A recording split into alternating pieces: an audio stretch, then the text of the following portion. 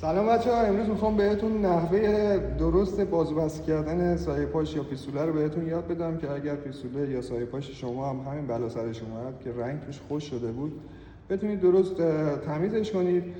این سایه پاش باید باز بشه. اگر ما همینجوری بخوایم بذاریم تو آب جوش که اصلا این رنگ نمیره، بخوایم بذاریم تو تینر هم رنگای داخلش نمیره، پس این باید باز بشه. حالا بریم نحوه درست بازوبسته کردنش رو من بهتون بگم. این خیلی هم سیف شده.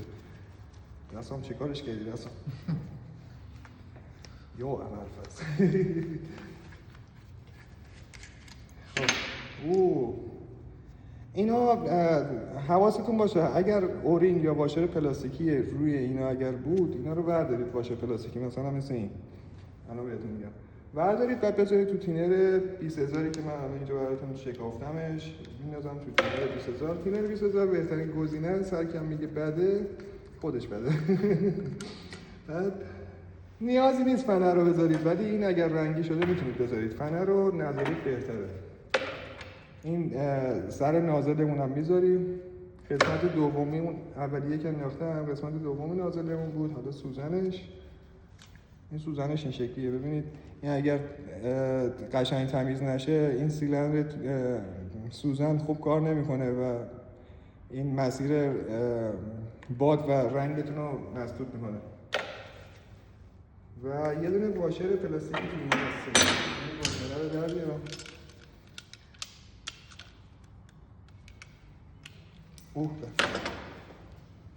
آقا این واشر پلاستیکی، اینو بهتره با دستمال تینری اگر رنگی شده بود که نمیشه، بهتره که با دستمال تینری اینو تمیز کنید و تو تینر نندازید. و دیگه همین. اکسنش هم باز می‌کنیم. میمونه این که بدنه بادی خالیه. اینا مشکلی نداره تو تینر باشه، ولی این واسه این والف باده، این اصلا نباید آب بخوره. شما نباید تو ظرفی بذارید که این آب بهش بخوره. بهتره اگر میخواید بذارید تو ظرفی که با آب تمیز کنید، این والف رو حتما در بیارید چون قطعات داخلی زنگ میزنه.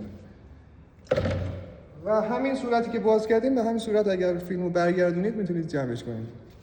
ممنونم. اگر خوشتون اومد میتونید لایک کنید و نظری داشتید هم میتونید کامنت کنید.